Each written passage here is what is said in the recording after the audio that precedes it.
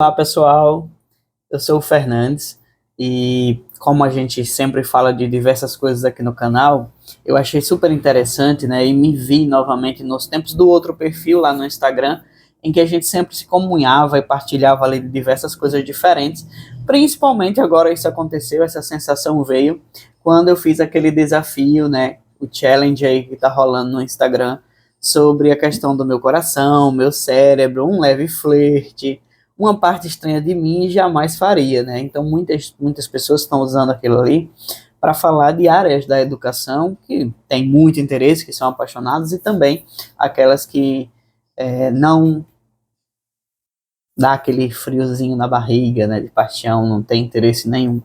Só que, como uma parte criativa, eu resolvi fazer aquilo ali por etapas, com algumas funções, e renderam ótimos papos no direct com ex-alunos, com ex-colegas, com colegas atuais, assim, que me fizeram voltar para o tempo de sensações áureas, em que a gente conversava muito sobre tudo, e aí a gente está voltando aqui para o canal para falar um pouco mais sobre isso, né? Porque qual foi a minha ideia, então? Mostrar para os meus alunos e para os meus colegas que ser uma metamorfose ambulante não tem problema nenhum, né? A verdade é que é bom a gente ser assim, a gente está aberto e ser flexível às mudanças que vão acontecendo cada vez mais, porque o mundo é VUCA, né? O mundo é muito volátil, e a gente precisa estar aberto a essas mudanças e também saber se adaptar a elas, né? Então, assim, eu dividi esse desafio ali na minha postagem em 5 etapas, onde eu tenho um momento antes da graduação, tenho um momento dentro da graduação, e aí eu vou recapitulando aqui com vocês e comentando junto, tá? Então, logo no início, no meu antes da graduação, o que eu pensava, né, enquanto jovem antes da graduação? Meu coração falava ciência. Por quê? Porque meu pai, além de ter me alfabetizado e ter me ensinado, né, o poder da leitura e da educação em si, ele me incentivava muito pela minha personalidade a ter um papel na educação, né, a ensinar as pessoas algo, né? Então ele tinha muito esse papel instrutivo em mim. E eu via isso também, né? Então, meus professores também, que é uma casa à parte, né? Normalmente a gente sempre pega a gente sempre tem ali na trajetória uma professora de ciências, uma professora ali de biologia. Comigo não foi assim. Eu sempre tive professores homens, né? Desde o sexto até o ensino médio, sempre foram professores. E eles incentivavam em mim. Diziam, vem cá, vem aqui, Fernandes, dá uma aula aqui. Como é que você trabalharia esse tema? E tudo mais, instigavam, estimulavam. Ótimo, maravilhoso, porque aí eu consegui entender na época a minha paixão pela ciência, não por ciências, mas pela ciência em si, né? A ciência, ela explica tudo, tudo, tudo, tudo. Então, o que a gente tem? A gente tem celular que está me gravando, tem ciência envolvida. Este microfone que está captando, tem ciência envolvida. Minha roupa, nossas roupas, nossa pele, nosso corpo, tudo ao nosso redor tem explicação científica. A ciência, ela está ali com esse papel. E aí eu ficava, né, como enquanto jovem, ali eu ficava muito fascinado com isso. Eu ainda fico, né, a cada nova descoberta. E aí a gente vê também as áreas da ciência, que a ciência está envolvida, e isso é fenomenal. Principalmente a partir do momento em que a gente consegue definir aquilo como algo centrado, que era o que eu já tinha naquela época. Então, para mim, ciência fazia sentido. Só que na ciência vem a tecnologia, né? Vem o design, porque o design está dentro da tecnologia, vem a medicina, e, cara, tudo isso naquela época fazia parte de mim.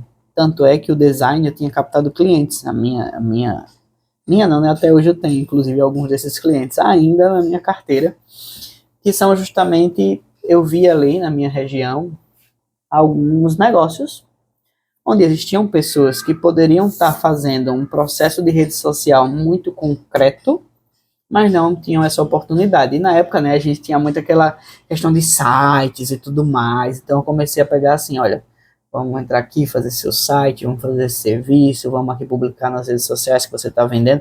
Isso ainda é muito artesanal e tudo mais. Então eram clientes ali, mas era um leve flerte, era tipo um hobby que eu tinha e que eu tenho até hoje ali. E foi criando importância nessa trajetória, vocês vão ver. Aí veio também uma aposta, porque na época eu era muito imaturo, me achava muito assim. Então veio uma aposta com os colegas, vamos lá, vamos ver se você passa, vamos ver se você é bom, vamos ver se você passa em medicina. Fui aprovado em medicina SISU na UNIT de Aracaju.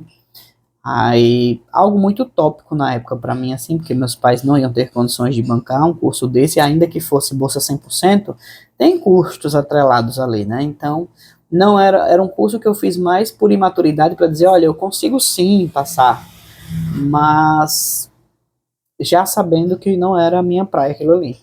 Psicologia, então, nem se fala, assim, eu consigo explicar todos os sentimentos e tudo mais, o que está envolvido cientificamente falando, tem até uma aula em que eu uso divertidamente para explicar isso, meus alunos que estão ouvindo agora vão lembrar dessa aula, porque é um clássico meu, a aula usando divertidamente para explicar neurotransmissores e os sentimentos, mas assim, nunca foi meu desejo psicologia, porque minha mente já é super confusa e complexa, imagine você tá ali ao longo de sua jornada, né, recebendo toda essa carga emocional, às vezes negativa, às vezes positiva, mas enfim, não era para mim. Tanto que na minha trajetória, né, lá no desafio, muita gente repercutiu isso, que é o fato de eu estava decidido que psicologia eu não queria.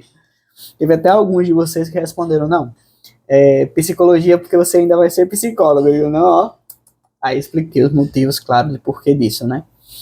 Mas a tecnologia, ela estava envolvida ali, porque na época, hoje não tanto, né? Porque existem muitas landing pages e tudo mais, existem outras formas de contato hoje, mas na época era muito firme e talvez assim, da credibilidade que um site dava, sabe? Então, olha, aquela escola ali, ela tem um site, então ela tem credibilidade, aquela empresa ali, ela tem um site, então ela tem credibilidade. Então, além desses pequenos hobbies de design, eu também construía muito site. Quantos modems, olha, eu estou entregando minha idade aqui um pouco, quantos modems eu não instalei naquela época ainda jovem, antes da graduação, pessoal, tô falando disso. Então, assim, foi uma época em que a tecnologia ela estava muito envolvida, mas ainda era algo que não é como hoje, né? Hoje a nossa vida ela é totalmente tecnológica, mas não era essa a realidade antes. Tá, joia? Então vamos lá. Eu entrei na graduação, aí eu até coloco, né? Na graduação mudou alguma coisa? Minha paixão continuava ciência.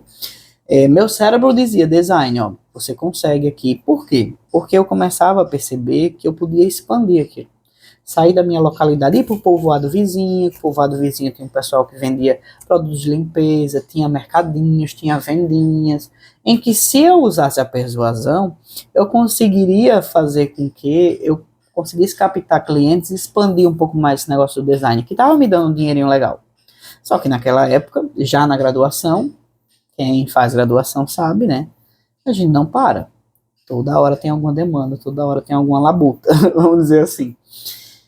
Mas aí, ao mesmo tempo, eu sempre tive muito esse hábito de YouTube. Então, assim, quando é conhecimento, eu busco muito ler e o YouTube, ler e o YouTube, ler e o YouTube. Então, eu comecei a perceber que relações públicas seria algo maneiro. Seria algo que eu gostaria. Então, alguma coisa me dizia ali que o leve flerte, nesse caso, seria relações públicas.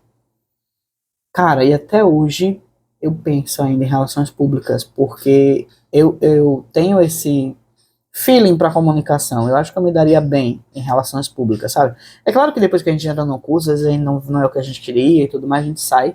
Mas para mim, assim, eu tenho ainda hoje, vocês vão ver, né, essa questão da comunicação e das relações públicas, ela aparece também na minha jornada, até hoje, inclusive, né?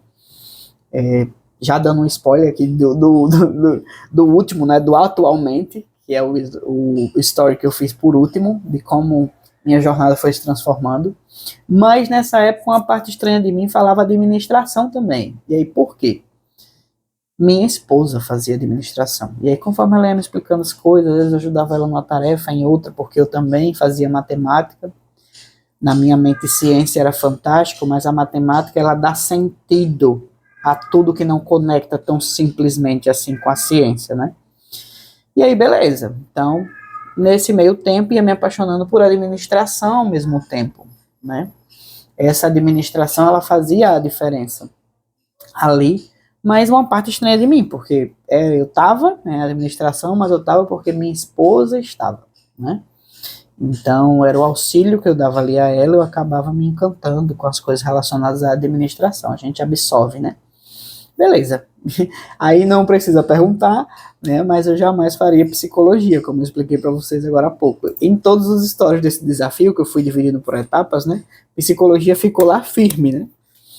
A gente chega agora comigo já em sala de aula, eu já sendo professor, né? Então a gente teve aí também uma trajetória em que eu liderei uma equipe já de colegas profissionais também, para a gente trabalhar com a metodologia de projetos transdisciplinares. Eu demorei um pouco para falar o nome, porque há uma diferença, né, entre aqueles projetos que são interdisciplinares e os transdisciplinares, né? Tem o projeto escolar transdisciplinar e tem o projeto escolar que é interdisciplinar. O interdisciplinar participam ali algumas disciplinas e diz que a interdisciplinar está maravilhoso. Mas quando você elabora e faz a gestão de um projeto transdisciplinar, ele requer coletividade, que é algo muito necessário na vida hoje. A gente não consegue saber de tudo nunca, né? E às vezes a gente não enxerga isso, a gente quer dar conta de tudo. Mas existem outras pessoas que são excelentes em diversas outras coisas. E a gente sabe identificar isso, a gente sabe que há necessidade disso e às vezes a gente não aceita. Enquanto nós, a gente não aceita. Mas existe, né? Então, assim, nessa etapa a gente passou 5 anos numa escola do município, a gente foi, inclusive, reconhecido nacionalmente com o nosso projeto de redes sociais e educação ambiental. A gente recebeu um troféu do IMA, inclusive. Foi super legal esses projetos assim. A gente fez vários, né? Mas a gente teve esse de educação ambiental e redes sociais, ele, para a época, né, houve reconhecimento nacional. Então, foi uma etapa da minha vida muito legal. Só que, ao mesmo tempo, enquanto a gente estava nessa, chegou a questão do Learn Café no Brasil. E como a gente já não tinha muito suporte, vinham greves na graduação e tudo mais, né? Então, assim, às vezes a gente queria tutoria, a tutoria não aparecia rápido para tutoriar, e aí eu vi ali uma oportunidade. E a vida tem dessas, né? Ela vai te dar oportunidades ali, até em momentos ruins, você vai conseguir enxergar ali uma oportunidade e aí é você agarrar. Eu sei que naquele momento o que a gente estava precisando era de um suporte. Eu não conseguiria pegar todas aquelas disciplinas do bimestre, perdão, do semestre e dar conta. Principalmente porque muitas delas eu também tinha dificuldade. Mas eu tinha uma facilidade gigantesca com anatomia 2, né? Com anatomia comparada, porque foi quando teve aquela alteração, e BCM, que era uma luta para os meus colegas. BCM, Biologia Celular e Molecular, era uma luta para quem é estudante de ciências biológicas. Então, peraí, Lerner Café tem acabado de chegar no Brasil, eu vou construir o curso aqui. Então, peguei minhas habilidades de design, que tinha naquela época ainda não muitas, tá? Não pensem que era o expert em design, era tudo muito autodidata, muito artesanalzinho. Mas aí, com a pesquisa, com a questão de entender aquela questão do design instrucional e tudo mais, eu construí, no fim das contas, 2 cursos de BCM e de anatomia comparada em intervalos diferentes. Acabei tendo ali a oportunidade também de trabalhar com atendimento ao cliente, né? Porque, beleza, eu fiz isso por conta da turma, a oportunidade era essa, porque tinha greve, tinha tudo mais, então a galera conseguia estudar, fazer os exercícios mesmo à distância, assim, com o auxílio do curso, com as minhas tutorias, e a gente ia. Só que aí eu digo, peraí, você já tá aqui publicado, por que tal liberar? Liberei, as vendas foram boas, e, claro, uma parcela pro Lerner Café, até hoje é assim, acho que Hotmart é assim, o QFI é assim também, enfim. Mas isso foi o que foi me moldando, né? Foi me moldando. Tanto que eu digo muito que agora como professor, foi quando o design ainda estava ali no meu cérebro, justamente por conta dessas necessidades, e principalmente por observar ao meu redor e ver que os meus colegas eles estavam dando aulas que não conectavam com os alunos. Então, eu sempre enxerguei assim, se a ciência ela está em tudo, como eu expliquei para vocês já, essa ciência ela tem que estar também conectada à vida deles. Mas como eu conecto a vida deles? Então, era muito comum para mim não falar sobre, sei lá, sistema imunitário, mas mostrar a eles a importância que existe na doação de sangue, na doação de órgão, num colega que se machucou, como é que ele se cura, qual é a serventia daquela capinha ali que forma e que a gente arranca às vezes, para através desses exemplos de conexão, eu chegar na parte técnica. Porque quando eu chegasse na parte técnica, o aluno, ele está mais envolvido, porque ele conectava aquilo que realmente acontece na vida dele com o conteúdo, sem dizer, abre na página tanto e vamos estudar isso daí, sem conectar. Porque se eu estou ensinando sobre teclas e eu não demonstro aquelas teclas na vida daquele aluno, não vai fazer sentido para ele, ele vai descartar, o cérebro vai descartar. Se a gente conecta com uma experiência do aluno, com algo que o aluno gosta, e aí eu fui pegando isso, né?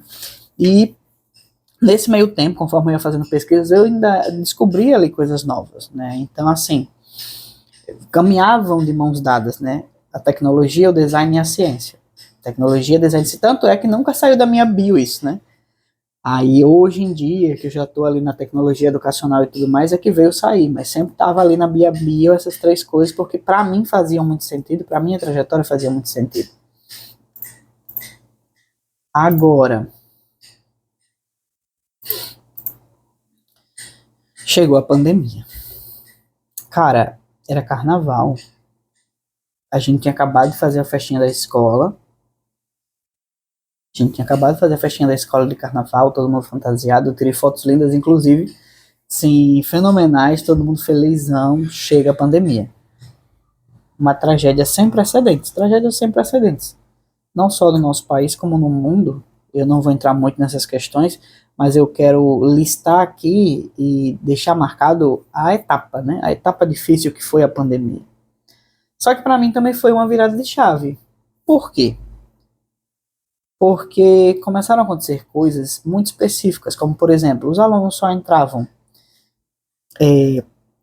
do início, né? Então assim, eu fiz tutoria com os professores da escola para a gente sair na frente com relação a todas da cidade, para que a gente ali implantasse um sistema do Google, na época Google for Education, né? Hoje é Workspace Google for Education.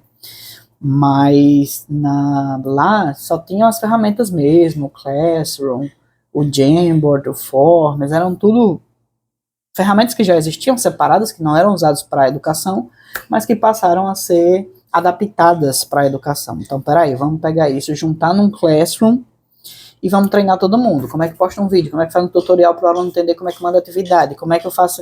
Então, eu fui ensinando passo a passo os professores da instituição inteira. Depois de 15 dias ali, a gente já estava aos poucos engatinhando e na frente de todas as outras escolas.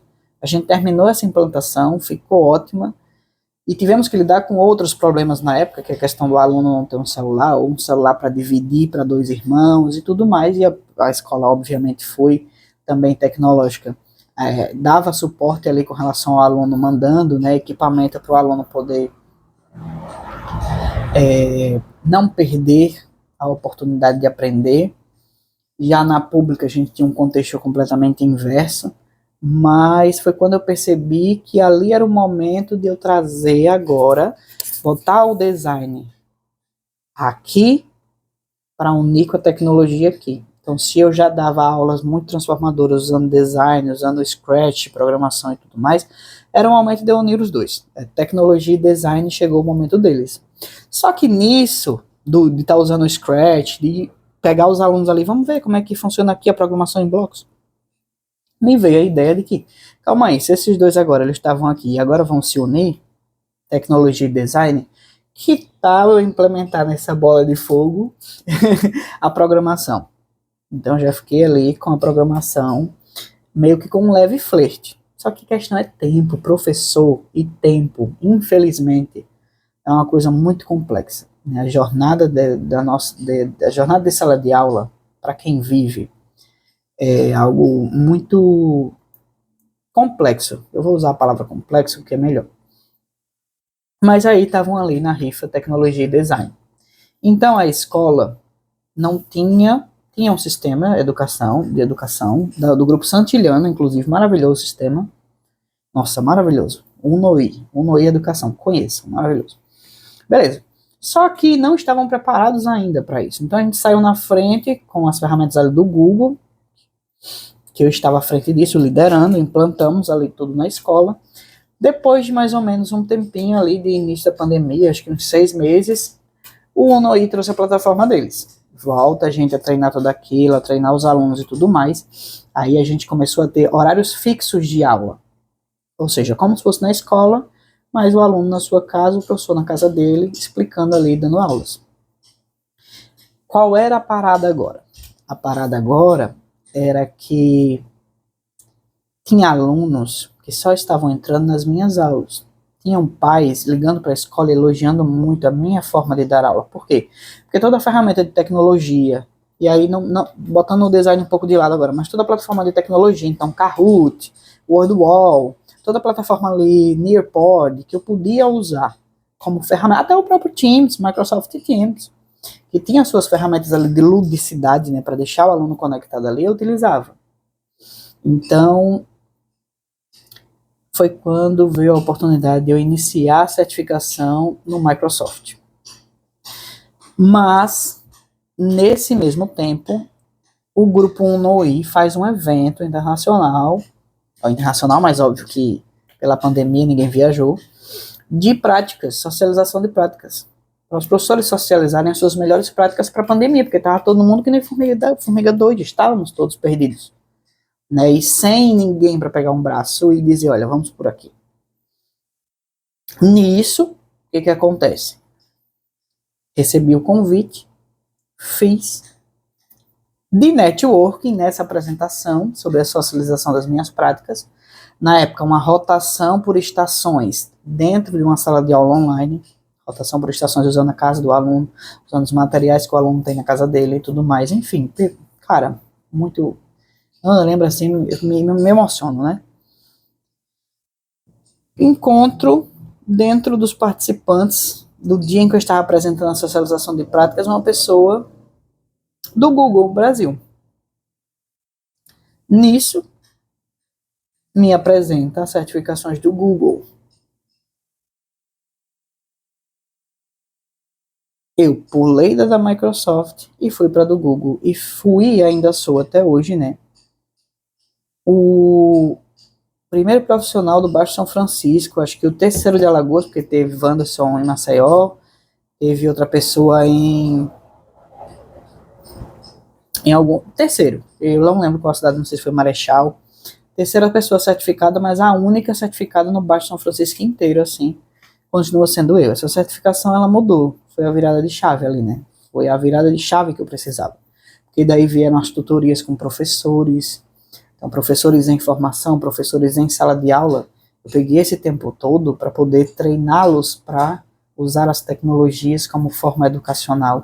Como é que eu adapto essa tecnologia, esses simuladores 3D aqui, para poder fazer com que eu dê uma aula melhor para o meu aluno que está distante? Como é que eu posso fazer com que o aluno que não tem uma internet tão boa, ele mesmo assim consiga aproveitar a minha aula através de determinados materiais?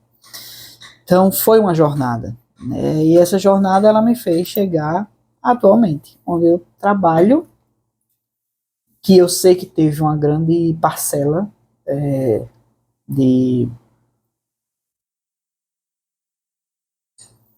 valor essa certificação do Google, que hoje eu trabalho numa empresa que, assim como eu, percebe o poder que existe dentro da educação, em como a educação ela pode transformar a vida das pessoas. E olha que loucura. Uma empresa de tecnologia, uma empresa de design. Eu conto isso na entrevista, se eu não me engano, em uma das etapas da entrevista, quando eu me apresentei para o CEO, eu não lembro. Chorei, assim, contando para minha mãe nem acreditava, porque nessa jornada, né, a gente sonha muito alto às vezes. E eu falava para ela sempre, exatamente não. Não exatamente. Eu falava muito da empresa de tecnologia, principalmente quanto à certificação do Google e tudo mais, mas eu não falava de empresa de tecnologia que se envolvesse com design, que entendesse tão bem o papel que tem as tecnologias para a educação. Mas todas as vezes que eu conversava com Deus, conversava com a minha mãe, quando eu fui contar quando aconteceu, parecia que eu estava sofrendo um golpe, que era mentira aquilo. Demorou um tempo para eu para aquilo cair na real, né, que é onde eu estou hoje. Porque é como se você pedisse todos os dias algo e Deus te desse aquilo exatamente com uma cerejinha do bolo. É isso que aconteceu, assim. Então, qual é a minha parada hoje? Meu coração e minha mente, tecnologia, educação e design. O Leve Flerte virou comunicação, mas aí eu faço isso pelas redes sociais, né, quando posso, quando eu tenho tempo. E fica ali com uma parte estranha de mim em relações públicas, porque eu acho que talvez um dia ainda vá rolar. Porque comunicação, eu já faço essa comunicação o tempo todo, né? É inerente ao professor, vamos dizer assim, mas o design instrucional, ele me trouxe até aqui, né? A tecnologia, ela me trouxe até aqui, a minha jornada me trouxe até aqui, meus pais me trouxeram até aqui, e demonstra o quanto que a gente, a vida toda, que aí veio a ideia de fazer esse desafio em etapas de vida, demonstrar para as pessoas que, mesmo com a pressão externa ou interna mesmo, você não precisa, enquanto jovem, enquanto adulto, estar com tudo determinado, porque não há nada determinado nas nossas vidas. A gente tem que estar flexível para se adaptar àquilo que há de novo. O mundo muda, tudo muda. Olha a trajetória que eu contei para vocês. Imagina lá. O cara começou fazendo umas coisinhas lá no Paint, uns sites ali meio que aquela época dos sites e do auge e tudo mais, instalação de modem, instala modem para chegar até hoje. Então, assim, tudo na nossa vida é trajetória e a gente tem que saber aproveitar as oportunidades para aprender. O cerne de tudo isso que a gente está conversando aqui é estar aberto a aprender. Se a gente está aberto a aprender, a gente vai chegar longe. A gente vai chegar aonde a gente quer chegar, aonde a gente sonha. Então, quando eu tive essa ideia de dividir por etapas, é para demonstrar isso, que enquanto você estiver aberto a aprender e se adaptar e ser flexível para as mudanças que vão acontecer, você não vai ter como não fazer isso acontecer ou não, você vai ser e vai chegar onde você quer. Então, é isso, assim.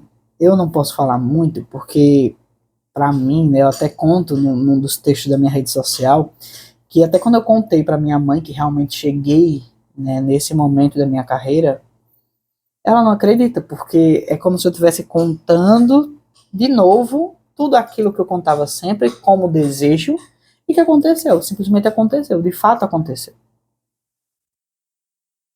Então, a educação, ela tem um poder gigantesco e a gente precisa, o quanto antes, buscar maneira não de afastar a escola da sociedade, mas de que esse conhecimento, esse conteúdo, não gosto desse nome, mas esse conteúdo, ele conecte, aproxime cada vez mais esse aluno da educação. Né? Então, a educação conectada, que tanto se fala, e que a gente pode até falar muito nos papos aqui, ela precisa ter antes uma conexão humana. São humanos que estão nesse processo. E é esse processo que precisa haver ali um desenvolvimento de uma conexão humana para que aí sim a gente tenha desenvolvimento de habilidades e competências. Se meu aluno não se conecta ao que eu passo a aprender para ele, a ensinar para ele e ele ensinar para mim, se ambos não estão abertos nesse caminho de se conectar,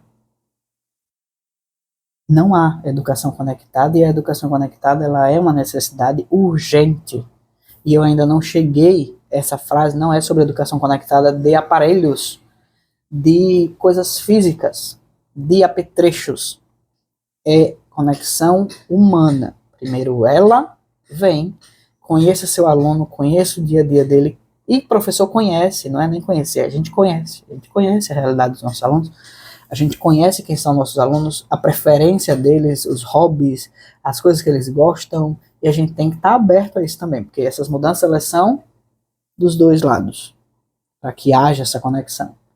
Aí a gente vai ter uma educação conectada.